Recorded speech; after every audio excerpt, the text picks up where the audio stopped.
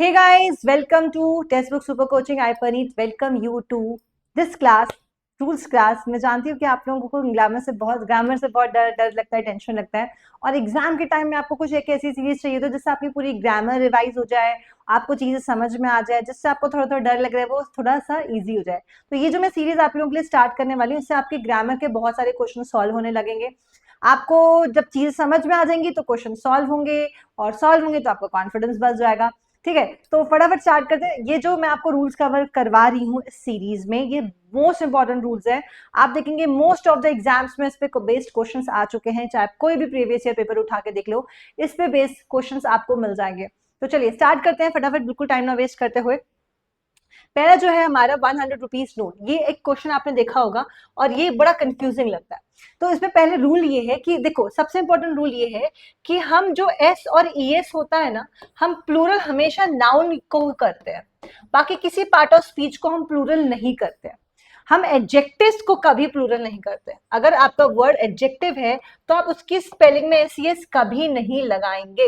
Adjectives में plural नहीं लगाए जाते। सिर्फ ना पूरी ग्रामर में, पूरी इंग्लिश में सिर्फ वर्ब और सिर्फ नाउन में एस लगता है, बाकी किसी में नहीं लगता।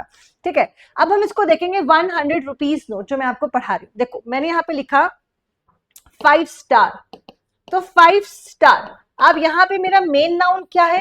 स्टार मेरा मेन नाउन है। स्टार मेरा मेन नाउन है और उसके बारे में मैंने जो भी बताया वो एडजेक्टिव है। तो कितने स्टार है? 5। कितने स्टार है? 5। तो ये एडजेक्टिव हो गया, राइट।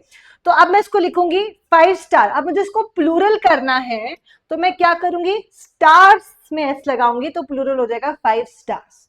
बट अगर इसी वर्ड पे, अगर इसी पे मैं यहां पे लिखती हूं 5 स्टार, है ना, होटल्स। अब मेरा मेन नाउन, सबसे आखिरी वाला जो आपका नाउन होगा वही आपका नाउन होगा, और उसके बारे में आपने जो भी लिख रखा है वो आपका एडजेक्टिव है। तो यहाँ पे जो होटल है ये अब आपका नाउन है। ये जो होटल है ये नाउन है, और होटल के बारे में आपको क्या पता चल रहा है? 5 स्टार, 5 स्टार होटल है। तो आपने यहाँ पे जो भी लिखा है ये एडजेक्टिव है, राइट। जो भी लिखा है एडजेक्टिव है। अब अगर आप यहाँ पे इसे प्लूरल करना, तो अगर आप यहाँ पे एस लगाते हो तो ये गलत हो जाएगा। अगर आपको उसको प्लूरल करना है तो आप सिर्फ यहाँ पे एस लगाओगे, नाउन पे एस लगाओगे, तो 5 स्टार्स होटल जो है वो गलत हो जाएगा। 5 स्टार होटल्स हो सकता है, होटल सिंगुलर हो सकता है, प्लूरल हो सकता है, मगर आप इन दोनों में बिल्कुल भी एस नहीं लगाओगे, क्योंकि एडजेक्टिव्स कभी भी प्लूरल नहीं होते हैं। ठीक है, अब ये जो मैंने वर्ड लिखा था 100 रुपीज नोट, मैं इसको आपको एक्सप्लेन करती हूँ। ये रूल आपको थोड़ा अच्छे से समझ में आ जाएगा। ये समझ में आ गया तो आपको ये 500 रुपीज नोट वाली बात समझ में आ जाएगी। चलिए देखिए, अगर मैं यहाँ पे लिखती हूँ 100 रुपीज, 100 रुपीज, ठीक है, रुपी लिखा है मैंने। ओके, अब मुझे इसको प्लूरल करना है तो मैं क्या करूंगी? ये मेरा मेन नाउन है, मैं इसमें एस लगा दूंगी। 100 रुपीज, तो आपका ये एडजेक्टिव, ये वाला पार्ट एडजेक्टिव हो गया, और ये आपका मेन नाउन है, आपने उसमें एस लगा दिया, प्लूरल कर दिया। बट अगर मैं इस वर्ड के सामने यहां पे नोट लिख देती हूं, 100 रुपी नोट, तो जैसे ही एक और वर्ड इसमें ऐड हुआ तो now we are talking about note. अब हम नोट के बारे में बात कर रहे हैं। हम 100 रुपीज उसका एडजेक्टिव है, हमारा मेन नाउन क्या है? नोट है, और हम बात किसके बारे में कर रहे हैं? 100 रुपीज के बारे में बात कर रहे हैं। तो अब आपका मेन नाउन क्या है? ये तो आपको पहले आपने 100 रुपीज लिखा था तब तक वो ठीक था, बट जैसे आप इसमें नोट ऐड कर दिया तो अब नोट आपका मेन नाउन हो गया, ये पूरा एडजेक्टिव बन गया, और आपको यहां से एस हटाना पड़ेगा। क्यों? क्योंकि एडजेक्टिव्स कभी प्लूरल नहीं होते। तो आप यहाँ पे अगर आपको प्लूरल करना है तो आप नोट या नोट्स लिख सकते हो, मगर आप रुपीज नहीं लिख सकते। आप 100 रुपी नोट लिखेंगे, आप 100 रुपीज नोट नहीं लिख सकते, ये गलत हो जाएगा। Is that clear to everyone? तो ये रूल को बहुत अच्छे से ध्यान रखिएगा, इसमें बहुत से क्वेश्चंस आपको प्रैक्टिस करने के मौके मिलेंगे। जैसे 5000 rupees were stolen from my pocket yesterday by someone, तो 5000 rupees, so we are talking about rupees, हम यहाँ पे रुपीज की बात कर रहे हैं। ठीक है, हम यहाँ पे रुपीस की बात करें तो ये आपका नाउन है, और आपने रुपीस के सामने जो भी लिखा है वो एडजेक्टिव हो गया, और एडजेक्टिव जो है वो प्लूरल हो नहीं सकता, तो यहाँ से एस हट जाएगा। ठीक है, next, Hari lost 100 rupees note yesterday. 100 rupees note, तो अभी मैंने आपको क्या सिखाया था कि 100 रुपीज नोट में नोट आपका मेन नाउन है, ये आपका नाउन है, और बाकी पूरा पार्ट आपका एडजेक्टिव है, राइट। तो पूरा पार्ट एडजेक्टिव है, तो ये प्लूरल नहीं हो सकता, आप लिखोगे 100 rupee note. Okay, she has been running 4-5 stars hotels in India for more than 10 years। तो 4-5 स्टार होटल्स, 4-5 स्टार होटल्स, तो हमारा मेन, हम बात किसके बारे में कर रहे हैं, होटल्स के बारे में कर रहे हैं। तो होटल्स हमारा नाउन है, और इसके बारे में आपने जो भी लिखा है that is an adjective which can not be plural, तो आप इसकी स्पेलिंग में एस नहीं लगाएंगे, तो 4-5 स्टार होटल होगा, होटल्स नहीं होगा। ओके, चलिए ग्रेट। नेक्स्ट रूल नंबर 2, इसी से रिलेटेड एक बहुत मिलता जुलता रूल है। जब हमारे पास डेफिनेट नंबर्स होते हैं, मैंने आपको सिखा दिया जैसे 500 men, तो 500 men नहीं हो सकता, men प्लूरल होगा, आप एडजेक्टिव को प्लूरल नहीं करोगे। 10,000 रुपीज, तो 10,000 नहीं हो, 10,000 रुपीज होगा। 6 डजन्स एग्स, ये एग्स हमारा मेन नाउन है, ये प्लूरल नहीं होगा। ठीक है, ये क्लियर हो गया। बट जब यहाँ पे क्या है, मेरे पास डेफिनेट नंबर है 5,000, 10,000, 6,000, तो जब मेरे पास डेफिनेट नंबर हो तो मैं इस पैटर्न में लिखती हूँ, जब मेरे पास डेफिनेट नंबर हो। बट जब मेरे पास डेफिनेट नंबर हो नहीं हो, मतलब कि पता नहीं कि कितने हजार है, कितने 100 है, कितने लाख है, तो कई हजार हो सकते हैं, मैं तो जब आपके पास डेफिनेट नंबर्स नहीं है तो आप दो नाउन के बीच में ऑफ लगाएंगे। हंड्रेड्स ऑफ पीपल मतलब हजार था, कई 100 लोग, ठीक है। थाउजेंड्स ऑफ बर्ड्स, हजारों birds. Dozens of times means कई दर्जनों बार टाइम, है ना। तो आप क्या करेंगे, ऑफ लगाएंगे, बीच में प्रेपोजिशन लगाएंगे। कब, जब आपके पास डेफिनेट नंबर नहीं। देखो यहाँ पे कितने 100 है पता नहीं, 4 भी हो सकते हैं, 10 भी हो सकते हैं, 10 डजन भी हो सकता है, 2 डजन भी हो सकता है, कितने भी हो सकते हैं।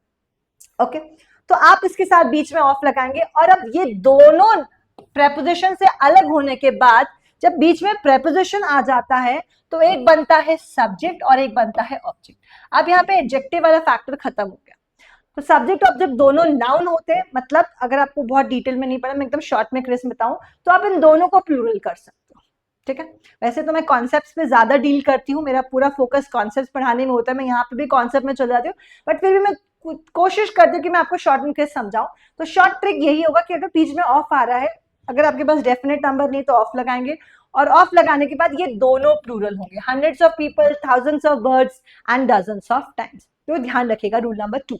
आगे बढ़ते हैं, क्वेश्चन देख लेते हैं। 1000 of people had already been killed in the action near Fatuha. So 1000 of people, 1000 of people लिखा हुआ है यहाँ पे, 1000 ऑफ पीपल, 1000 ऑफ पीपल यहाँ पे लिखा हुआ है, राइट। तो ये क्या होगा, 1000 ऑफ पीपल है, तो यहाँ पे मैंने क्या कहा, जब ऑफ लगा रहेगा तो यहाँ पे क्या होना चाहिए, प्लूरल होना चाहिए, तो थाउजेंड्स ऑफ पीपल होना चाहिए।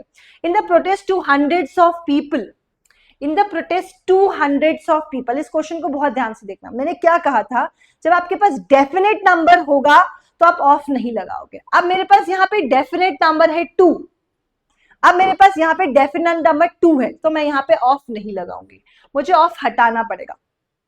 ठीक है, 200 पीपल, अभी भी ये ठीक नहीं हुआ है, 200 पीपल। तो अब मैं इसको फिर से देखूं तो ये नाउन बन गया और ये बन गया एडजेक्टिव, ये नाउन बन गया, ये बन गया एडजेक्टिव। अब जब ये एडजेक्टिव है तो प्लूरल नहीं हो सकता, तो 200 पीपल, 200 ऑफ पीपल नहीं आएगा। In the protest 200 people answer होना चाहिए। he has bought a dozen of copies, a dozen of copies। Again same factor है कि a डजन का मतलब होता है एक डजन। अब एक डजन है, नंबर तो डेफिनेट हो गया, डेफिनेट हो गया तो ऑफ नहीं आएगा। he has bought a dozen copies, a dozen copies। is that clear to everyone? ये कॉन्सेप्ट पे बहुत सारे क्वेश्चंस एग्जाम में ऑलरेडी आ चुके हैं। Rule number 3, double degree adjective is not allowed. हम लोग क्या करते हैं, डबल डिग्री एडजेक्टिव्स यूज करते हैं। डबल डिग्री का मतलब क्या है, देखो एडजेक्टिव में 3 डिग्री होते हैं, एक तो पॉजिटिव डिग्री होता है, एक कंपैरेटिव डिग्री होता है, और एक होता है सुपरलेटिव डिग्री। ठीक है, 3 डिग्री होते हैं, जैसे कि मैंने कहा स्मार्ट, मैंने कहा स्मार्टर, और मैंने कहा द स्मार्टेस्ट, राइट। तो अब मैंने क्या किया गाइस, यहां पे इस वर्ड स्मार्ट में ER लगा के कंपैरेटिव बना दिया, इस वर्ड में EST लगा के सुपरलेटिव बना दिया, राइट। तो जब हम किसी एडजेक्टिव में ER लगाते हैं तो वो ऑलरेडी कंपैरेटिव बन जाता है, और EST लगाते हैं तो वो सुपरलेटिव बन जाता है, राइट। तो मैंने इनको कंपैरेटिव सुपरलेटिव बना दिया है, बट उसके बावजूद मैं अगर यहाँ पे मोर लिख दूं, मोर स्मार्टर, तो ये बात गलत है। उसके बावजूद मैं यहाँ पे अगर इसमें लिख दूं मोर, तो ये बात गलत हो जाएगी, जिसको हम कहेंगे डबल डिग्री। आपने यहां भी डिग्री लगा दी, यहां भी डिग्री लगा दी, which is not right, okay. आप यहाँ पे द मोस्ट स्मार्टेस्ट अगर लिखते हो, he is the most smartest man of our society, this is not right. Why this is not right? Because smart का सुपरलेटिव ऑलरेडी स्मार्टेस्ट है भाई, आप इसमें मोस्ट लगा दोगे, ये बात गलत हो जाएगी। तो जब किसी एडजेक्टिव में ऑलरेडी ER लगा है तो आप मोर नहीं लगाओगे, ऑलरेडी EST लगा है तो आप उसके साथ मोस्ट का यूज नहीं करोगे, इस बात का आपको ध्यान रखना है, ओके। चले, तो ये मैंने आपको ऑलरेडी बता दिया जो मैं आपको बताई था, brave, braver, bravest, large, larger, largest, wise, wiser, wise. तो ब्यूटीफुल। अच्छा, आपका रूल नंबर, ये एक और रूल है जो मैं आपको बता देती हूँ। जब आपके वर्ड एक सिलेबल का होता है, एक सिलेबल मतलब कि सिंगल वर्ड, जैसे कैसे पता चलेगा वन वर्ड है, सिंगल वर्ड है, तो आप अपने चिन पे हाथ रख लो। जब आप चिन पे हाथ रख के एक वर्ड बोलोगे, अगर वो एक ही बार मूव हो रहा है मतलब वो एक सिलेबल का वर्ड है। स्मार्ट, यंग, टॉल, जब वन सिलेबल के वर्ड होते हैं तो उनको कंपैरेटिव बनाने के लिए ईयर लगता है और सुपरलेटिव बनाने के लिए EST लग जाता है, ठीक है। तो इनका कंपैरेटिव सुपरलेटिव बन गया। मगर कुछ ऐसे वर्ड्स होते हैं जो एक से ज्यादा शब्दों से मिलके बनते हैं, जैसे कि आप कैसे पहचानोगे? चिन्ह में हाथ रखो, बोलो ब्यूटीफुल। 3 बार चिन्ह हिलिए मतलब आपका 3 वर्ड से मिलके वर्ड बना है, 3 सिलेबल का है। डिफिकल्ट 3 शब्दों से मिलके बना है। स्प्लेंडिड 3 से मिलके बना है, 2 से मिलके बना है। तो जब आपके एक से ज्यादा सिलेबल के होते हैं तो कंपैरेटिव बनाने के लिए आप मोर लगा देते हो और सुपरलेटिव बनाने के लिए द मोस्ट लगाते हो, ठीक है।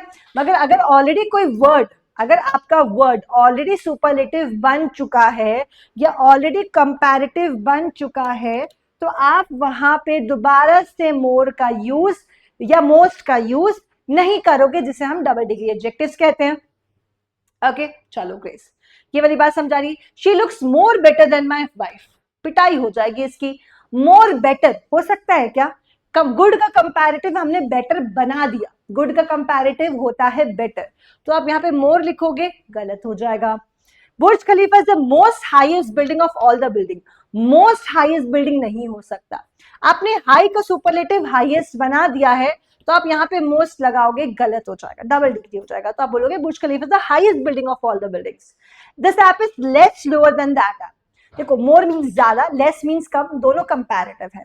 तो स्लो का कंपैरेटिव हमने स्लोअर बना दिया है, राइट। तो हम यहाँ पे लेस का यूज नहीं करेंगे। Is that clear to everyone? चले, do number 4, distributive pronoun, each, every, either, neither और नन।